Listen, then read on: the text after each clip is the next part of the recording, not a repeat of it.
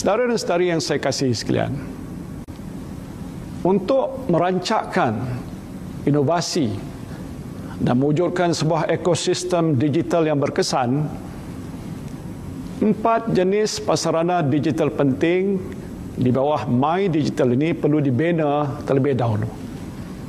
Usaha pembinaan ini akan dilakukan menerusi pendekatan usaha kerajaan dan swasta, di mana sektor swasta berkongsi menyumbangkan dana modal dan kemahiran.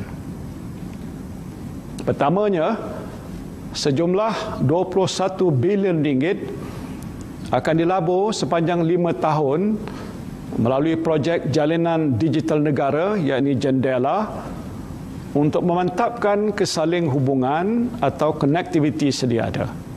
Rangkaian gentian optik talian tetap ini akan meliputi hampir 100% kawasan berpenduduk secara berperingkat, daripada 7.5 juta premis di hujung tahun 2022 kepada 9 juta premis menjelang penghujung tahun 2025. Bersandarkan rangkaian gentian optik yang lebih luas ini, negara akan lebih bersedia untuk beralih ke teknologi rangkaian selular generasi kelima atau Fifth Generation Cellular Networking Technology, 5G, 5G dalam masa yang terdekat.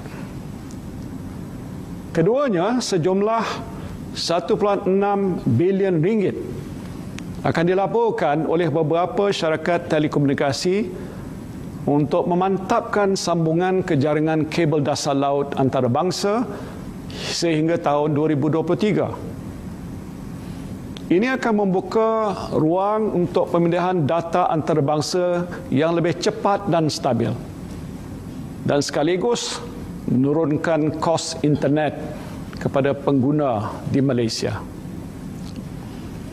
Ketiga, sejumlah 15 bilion ringgit akan dilaburkan sepanjang 10 tahun untuk pelaksanaan 5G ke seluruh negara.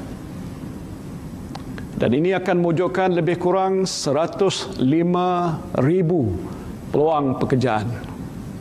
Usaha ini akan dilaksanakan melalui sebuah entiti khusus ataupun special purpose vehicle di bawah kerajaan Malaysia.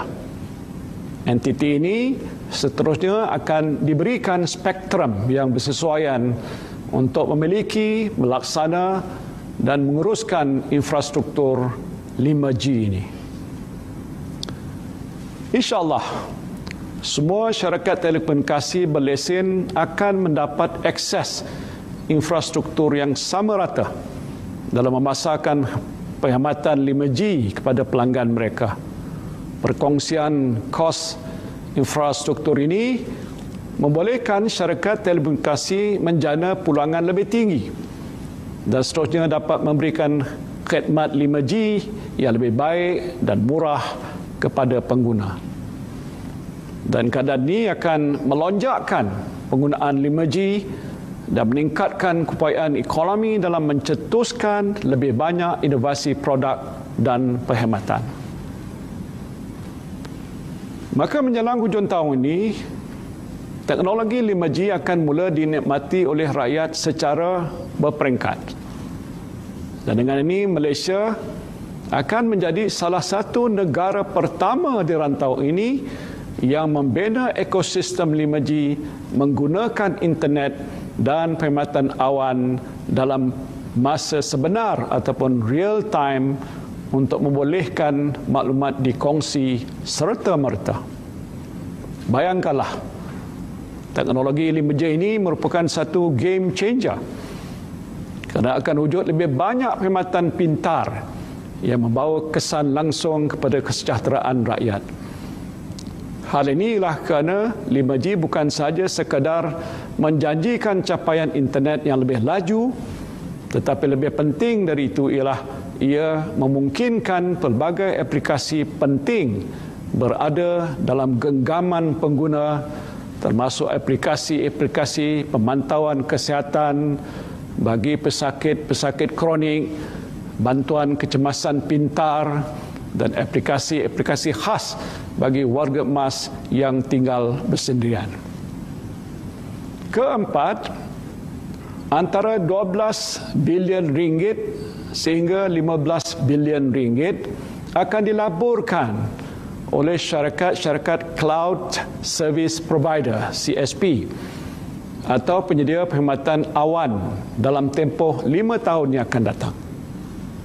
Di sini saya dengan sukacitanya ingin mengumumkan bahawa kerajaan setakat ini telah memberikan kebenaran bersyarat kepada 4 syarikat CSP iaitu Microsoft, Google, Amazon serta Telekom Malaysia untuk membina dan menguruskan pusat data berskala hyper ataupun hyperscale dalam perkhidmatan cloud services ini. Pusat data yang berskala hyper ini serta perkhidmatan awan hybrid ataupun hybrid cloud services juga akan diwujudkan untuk menambah ruang penyimpanan data, mengurangkan kos operasi dan meningkatkan kecekapan analisis.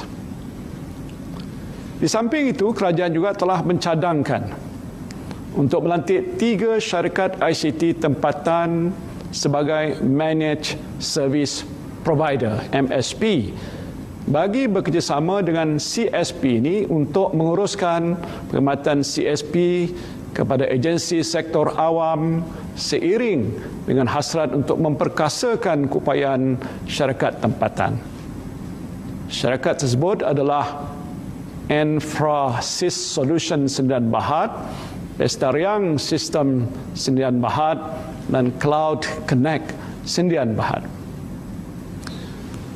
Sebagai langkah untuk memperkasakan perkhidmatan pengkomputeran awan sektor awam, kerajaan menerusi strategi Cloud First telah menyasarkan migrasi 80% data awam ke sistem awan hybrid ini menjelang akhir 2020. Selain pengumpulan dan juga pengurusan data secara lebih berkesan dan lancar, strategi ini dapat mengurangkan kos kerajaan dalam pengurusan teknologi maklumat dalam jangka panjang. Perkhidmatan cloud juga akan membolehkan aplikasi big data, AI, IoT dan lain-lain digunakan untuk memantapkan perkhidmatan kerajaan.